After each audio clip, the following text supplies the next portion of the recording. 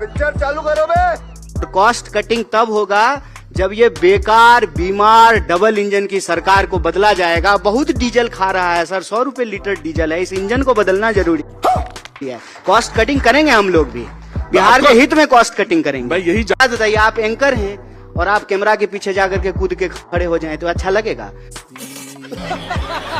Camera person का काम अलग है, एंकर का काम अलग है, नागरिकता जांचने का काम जो है गृह मंत्रालय का है। दोस्तों, आज का वीडियो बहुत ही खास होने वाला है। कन्हैया कुमार जी ने इस एंकर को धो दिया है और इसे पता भी न चला है। अगर वीडियो अच्छा लगेगा तो लाइक जरूर कर दीजिएगा। हाँ, सबसे ज़रूरी चीज़ है कि आप सभी से हम्बल रिक्वेस्ट है कि चैनल को सब्सक्राइब कर दीजिएगा। सफर कैसा रहा आपका दिल्ली से यहाँ पे? सफर हो जारी है। सफर नहीं, दिल्ली से यहाँ आने का ठीक ही है सफर। अच्छा रहा। प्लेन वेन में चढ़ गए थे आराम से? जनसाधारण से नहीं आए हैं। जनसाधारण से नहीं, मैंने कहा प्लेन से चढ़ गए आराम से। जनसाधारण से गए थे। जनसाधारण से नहीं, मैं इसलिए कह रहा हूँ जनसाधारण से गए थे या आए थे, चढ़ गए थे आराम से। अरे कहना क्या चाहते हो? हाँ, दिक्कत तो नहीं हुई? नहीं दिक्कत। लेकिन आजकल आपको दिक्कत हो रही चढ़ने में? नहीं, मुझे चढ़ने में दिक्कत नहीं हो रही है। क्यों? तो फिर काहे के लिए दिक्कत आई? इतना खबर बनवा दिए आप। कहाँ पे? पूरे देश भर में कि राहुल गांधी मंच पे चढ़ाए नहीं है आपको। नहीं, मंच कहाँ था? अब वो जो गाड़ी थी, वो जो बना था, जो भी था, ट्रक मेरे लिए पीछे अलग से जो है भैंसिया तैयार हो रही थी।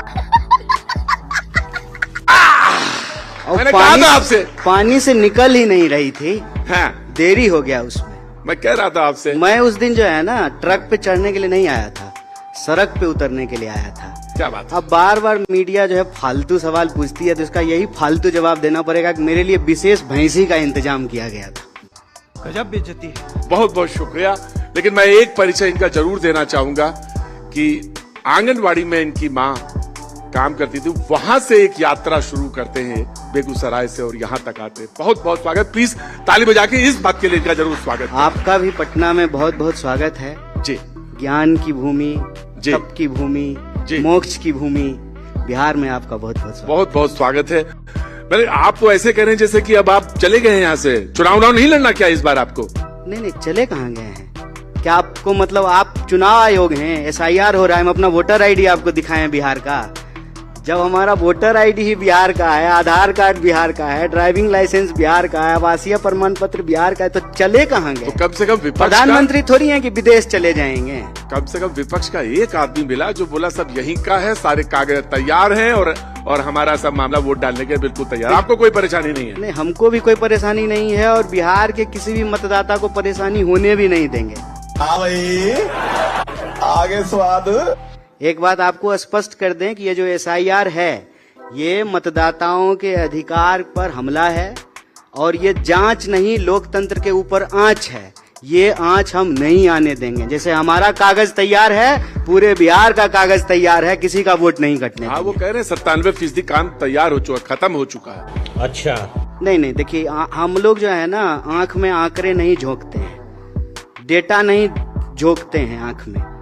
हम कोई आंकड़ा नहीं दे रहे हैं, हम सिर्फ एक बात कह रहे हैं और चुनाव आयोग कान खोल करके सुन ले। खुल्लम खुल्ला कह रहे हैं, किसी भी जेन्यून वोटर का वोट नहीं काटने देंगे। अगर काटिएगा तो ऐसी की तैसी। गजब बेइज्जती है। कन्हैया भैया, संवैधानिक संस्था को तो आप हड़का रहे हो। कैसे आप ये मतलब धमकी दे रहे हैं आप? खुलेआम धमकी। अच्छा, एक बात बताइए, खुलेआम धमकी। संवैधानिक संस्था इस देश में लोकतंत्र में लोगों की सेवा करने के लिए बनी है। तो आर्टिकल 324, 325, 326 के तहत कर रहा है काम।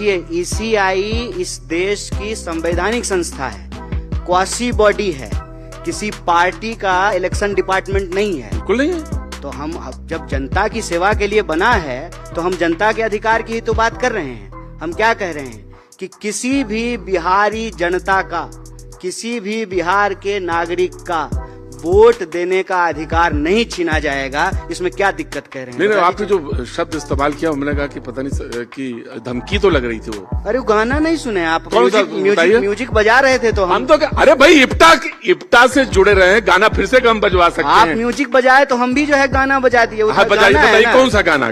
वाला बहुत हुआ सम्मान तुम्हारी ऐसी तैसी, आएंगे सीना तान तुम्हारी ऐसी तैसी, यही तो बोले हैं सर।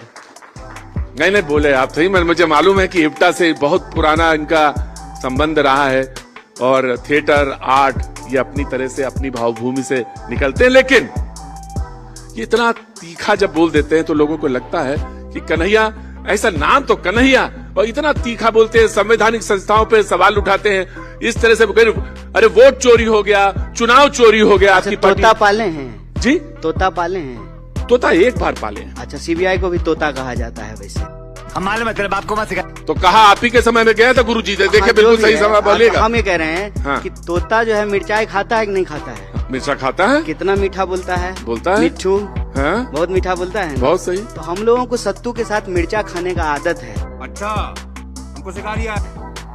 लेकिन हम सच बोलते हैं, तीखा नहीं बोलते हैं। तीखा उसी को लगता है जो जिनकी बुनियाद झूठ पे खड़ी होती है। हम बस सच बोलते हैं, तीखा नहीं बोलते। आपको बात कहने का पूरा हक है, और ये आपको कोई किसी के कहने से नहीं, ये लोकतंत्र में सर आप कहिएगा तो हमको कहने की जरूरत नहीं है। मैं वही कह रहा हूँ सर, आप अगर कहते हैं तो हमको कहने की जरूरत ही नहीं है। आपको ये अधिकार है, पूर्ण अधिकार है कि आप अपनी बात कह सकते हैं, लेकिन संवैधानिक संस्थाओं पे आप बराबर उंगली उठाते हैं। आप कहते हैं कि संविधान चोरी हो गया, आप कहते हैं खतरे में है, फिर आप कहते हैं कि हम इलेक्शन जो वोट ईवीएम है उस पर विश्वास नहीं है, फिर आप कहते हैं वोटर लिस्ट पर विश्वास नहीं।